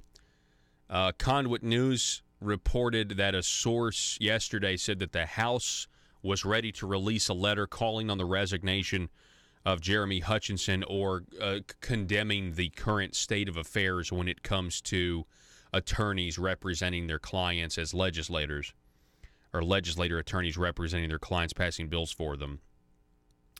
Then later in the day, sources said that was actually that they put the letter on hold. They're not going to release the letter because, well, I feel like they may, but it's so far it's on hold, and I think it's because of this press conference that's happening tomorrow with the Senate leadership attempting to address what's going on. But first of all, the House doesn't need to assume. The House of Representatives does not need to assume that this is compartmentalized in the Arkansas Senate. Okay? There could be House members involved here that we don't know about yet.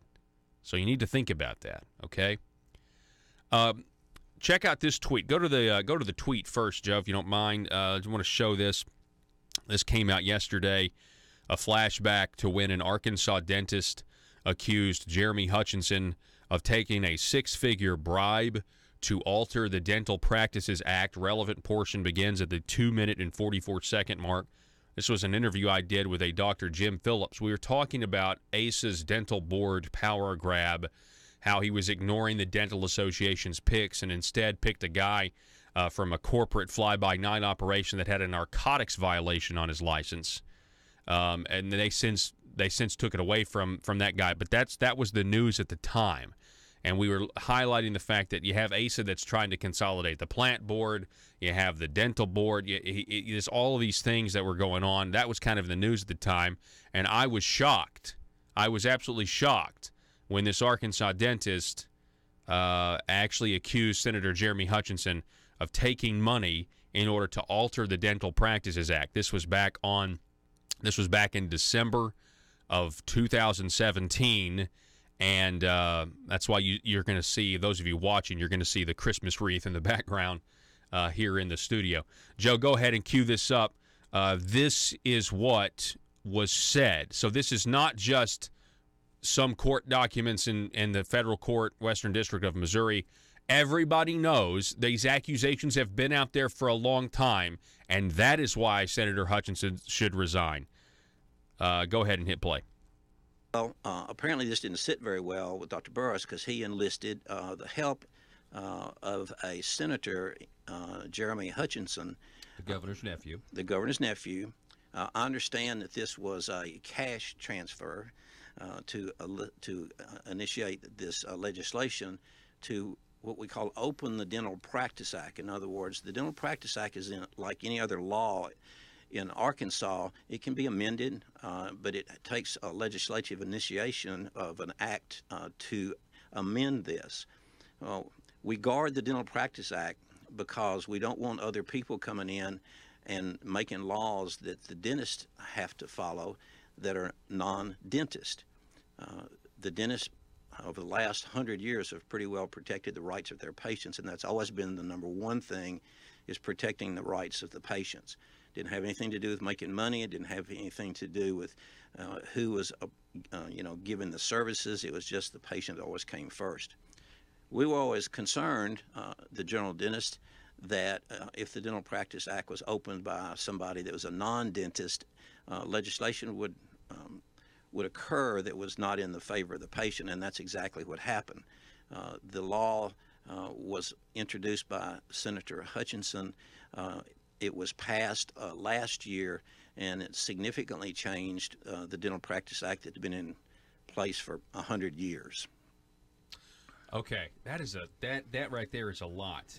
So what? How did that law? So you're saying something was changed in the law that affected the governor's power and authority to reject or accept what the recommendation of the Dental Association is? That's exactly right. The original law, again, the one we're working under, was initiated in 1955, stated that the governor would appoint the members of the State Board of Dental Examiners on advice and consent of the separate districts. For instance, we vetted Lauren Harmon, who is a wonderful general dentist here, to be our representative to the State Board this term. The terms are 5 years.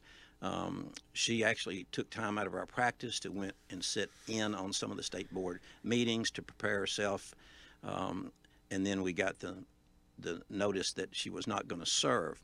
So the new law that was sponsored by Senator Jeremy Hutchinson reversed the way the assignments were made, where the governor on his own can just decide without the advice and consent of the district.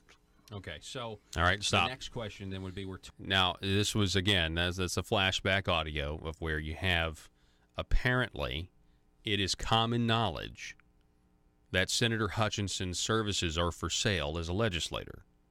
Okay? You had an issue with an orthodontist that was also doing teeth cleaning, and don't get me started because I have a whole I'm not a, you know me, we have a parody about public, in the name of public safety and everything else, and the dental board didn't like an orthodontist also doing teeth cleaning, and so they tried to stop it or whatever, and so you heard him say, so what did he do? What did this orthodontist do? Well, he tried to change the Dental Practices Act. Well, how did he do it? He gave a cash transfer, according to Dr. Phillips there, a cash transfer to Jeremy Hutchinson. What did Jeremy Hutchinson do? Opened up the Dental Practices Act. What did that eventually also do? It also enabled ASA to not accept the Dental Association's nominee to the dental board. So there you go. I mean, I apparently if the mainstream media picks this stuff up and runs with it, they'll have press conferences about ethics reform. So if there's any, I don't mean to be your consignment editor, mainstream journalists, but if you're curious about this story and you're willing to risk not getting politicians to sit down with you on Capitol View or whatever, have at it. Go for it. The number 870-275-9799. You can call or text that number. You can also watch us do the program live at Conduit News, YouTube, and Facebook. I'm going to transition out of this because we've talked about the corruption of Jeremy Hutchinson for virtually the entire program. Oh, we did talk a little bit about your Second Amendment rights at last hour as well. I guess before I went on vacation, so that would have been last week, because I only took half a week off. Like I took Thursday and Friday off. But I sat down and I interviewed Arkansas business owner Joe Maynard, Conduit co-founder Joe Maynard, and we talked about tariffs. We talked about specifically Donald Trump's tariffs on aluminum and on steel. And the fact that Joe is in the aerospace industry, he had a lot to say on it. And he had a lot of really positive things to say about what President Donald Trump is doing, about what these tariffs are accomplishing, and how it is a national security issue that we should be able to make our own planes and military equipment and things like that with our own resources generated here, not being dependent on China or any country, for that matter, in order to build the stuff that we need for our common defense, to secure our rights and our liberties. And it was really, really fascinating. I mean, it was great to have him on. Well, shortly after that, I think we conducted and aired that video on a Monday or a Tuesday, and then the governor on Thursday flew to Washington, and he met with a trade representative to talk about these tariffs. Michael Wickline had an article that came out back on the 8th that said, on trade, Arkansas governor sees good outcome. At the very bottom of the article, though, if you scroll down, Wickline writes, while tariffs on imported steel could potentially help steel manufacturers in Arkansas by increasing prices, the governor said that, quote, I look at the whole context of our export and our imports, and I think that the tariffs in the long run could be more harmful to Arkansas than helpful to Arkansas. So that's the governor's position on these tariffs. And so I found it interesting that once again, the governor is riding the fence here. I mean, he this is what he does. He rides the fence, and you know, because if you read the rest of the article, you can kind of see where he tries to think that this is going to be positive for Arkansas's agricultural interest, and how yes, it could be positive for the steel in Arkansas as well, higher prices, but it could also hurt us in the long run, and blah blah blah blah blah.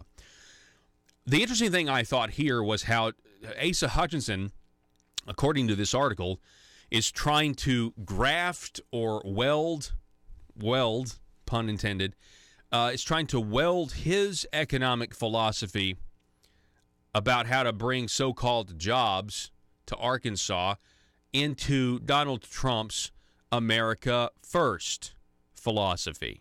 And I think there is a big difference between the two. Some might argue it's subtle. I think it's significant, okay? And here it is. Hutchinson told reporters Thursday that he is more optimistic because, quote, China has acknowledged the importance of the balance of trade and importing more from the United States in terms of agriculture and their priority on agriculture, okay? So agriculture is good. By the way, Congressman Rick Crawford, he said the same thing on tariffs back when that was in the news and how, he said basically Arkansas farmers are going to be fine. You skip down here when he talks about job creation. Hang on one second. Here it is. There are opportunities to return manufacturing plants from China. Are you serious?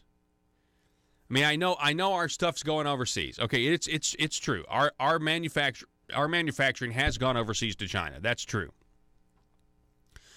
There are opportunities to return manufacturing plants from China to the United States, and that's consistent with what President Trump wants to accomplish, Hutchinson said. Quote, the case we made to the administration when he was talking to Trump's trade representative is that investments in Sun Paper and Rui in Forest City are all returning manufacturing here, and that is consistent with his goals. Now, let's stop right there. Really? Do you really think that's consistent with Trump's goals? Yes. Does Trump want manufacturing back in the United States? Absolutely. But does he want to pay a communist country, a business in a communist country to do it? Where the communist country's business comes to Arkansas, uses our resources, steals our tax dollars that ACE is giving them to then sell the product back to us at a profit to the Chinese communist company? Yes, there's a manufacturing facility here in Arkansas, but it's not an American one.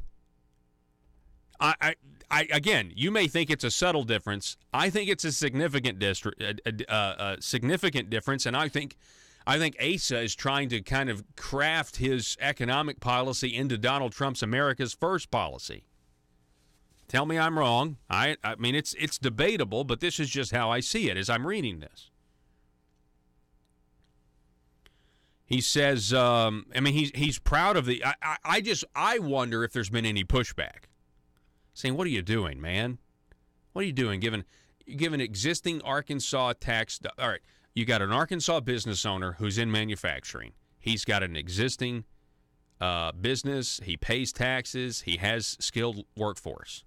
And you're going to take his tax dollars and you're going to give it to Rui from the Shandong province to come over here and attempt to revitalize some factory. And you're going to allow them to subsidize their labor. You're going to allow them to steal workers from existing Arkansas businesses. They can hire them for more money at a subsidized price. You're picking winners and losers. You're using an Arkansas business owner's tax dollars against them, and you say a job's been created. You say a job's been created. When we're paying a communist country money to come here, and then they're going to sell that product for a profit, and they're using our resources to do it. I just don't think that that's an America First ideology. I don't think that's an America First philosophy. Do you?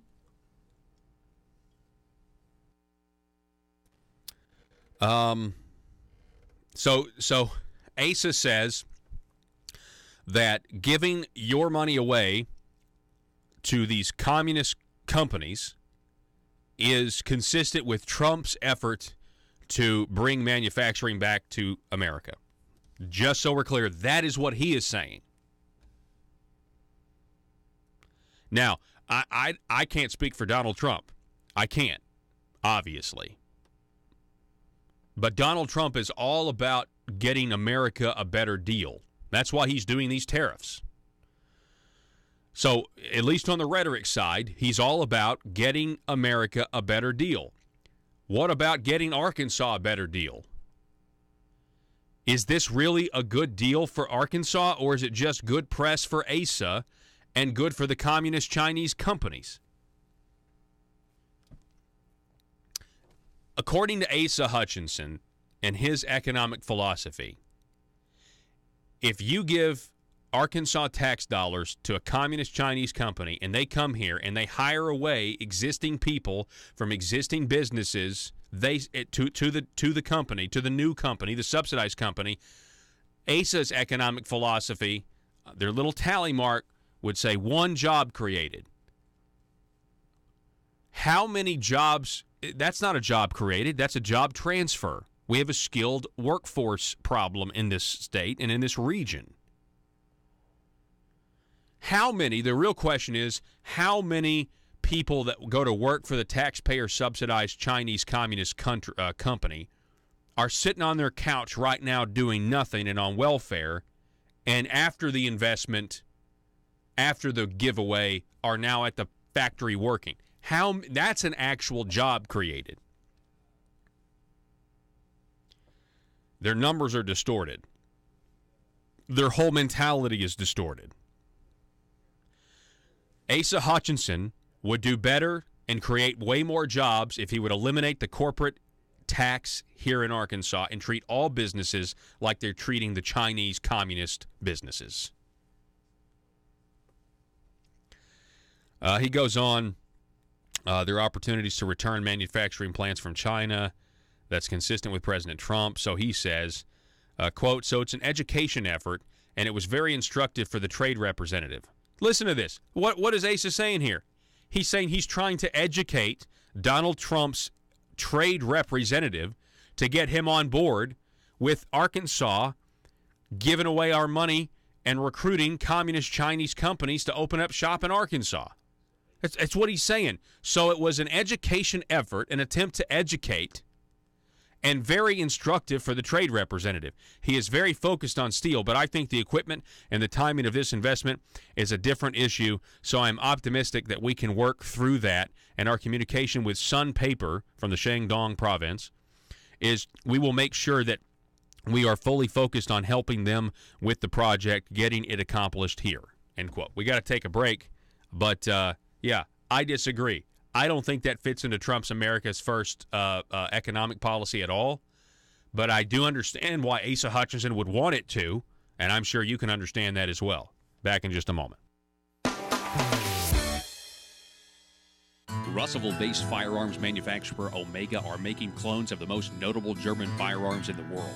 These delayed rotor-lock firearms have been and are currently used by law enforcement and military worldwide. At Omega, they manufacture their guns right here in Arkansas and produce the best reproduction in the marketplace that comes with a complete 5-year warranty. At Omega, they take firearm manufacturing seriously and offer discounts to active and retired law enforcement. Whether you're using Omega firearms to defend the public, defend your family, or for target practice, Omega has your back. For pricing, go to omega-guns.com. That's omega-guns.com. If you're like me, you believe that small business is the heart of Arkansas's economic engine, and it should be viewed that way by the politicians in Little Rock. Conduit for Commerce also believes, like you and I believe, policies that achieve less regulation and lower taxation help small business in Arkansas thrive. Other policies like small, constitutionally consistent government and reducing citizen dependency on government keeps it from growing and expanding its influence on our daily lives. Conduit for Commerce works every day to educate the general public and legislators on these important priorities in the name of Arkansas small business. By the way, contributions to Conduit for Commerce are tax deductible. Log on now to conduitforcommerce.org and click on Contact Us on the right side of the page. That's conduitforcommerce.org. Go there now and learn the facts on protecting small business in Arkansas.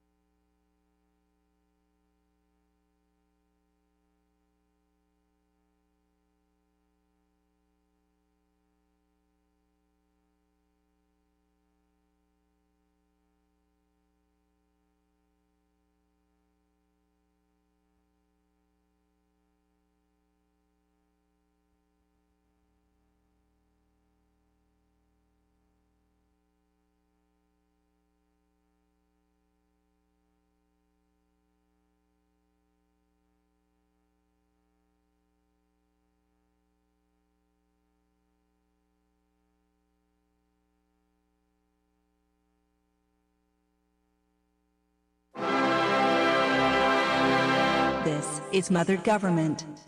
My people. The promised revenue gathering to fund my motherly goals, such as the Arkansas Works, Obamacare, private option has commenced. I have asked my representatives and senators to execute my will concerning new revenues from the tires you use to drive on my roads, the candy and sodas you consume and purchase in my stores, and the digital products you download on my internet. Your sacrifices and tributes, which are owed, display a measure of obedience, but there are still collectible sacrifices I require from the people to increase the work and size of our great government of Arkansas. There are 2 matters left unresolved. 1. I require a general tribute for all purchases made on my internet.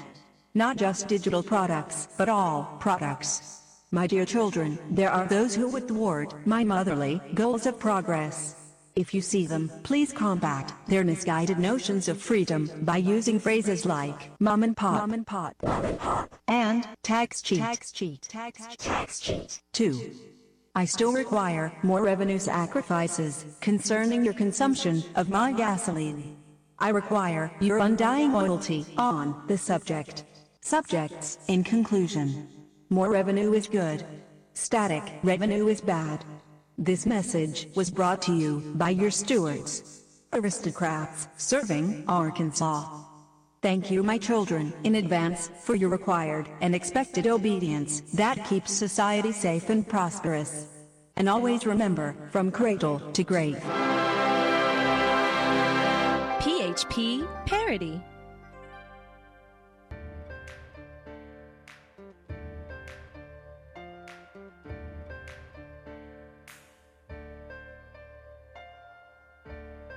Bringing you your daily dose of truth.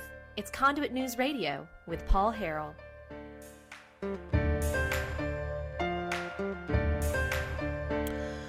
Here is interesting exercise.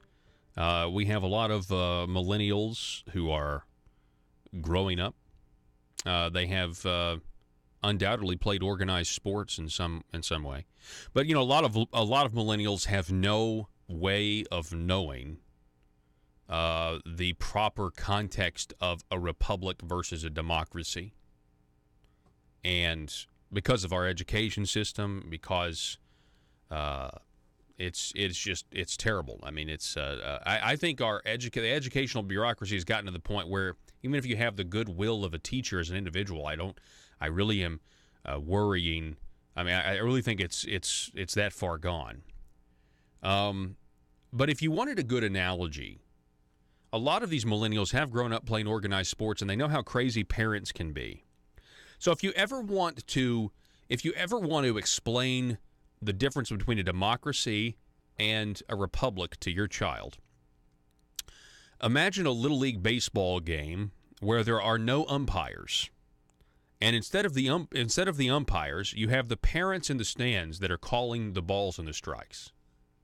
That is essentially a democracy. And they all vote, and it doesn't matter if it's an actual ball or a strike.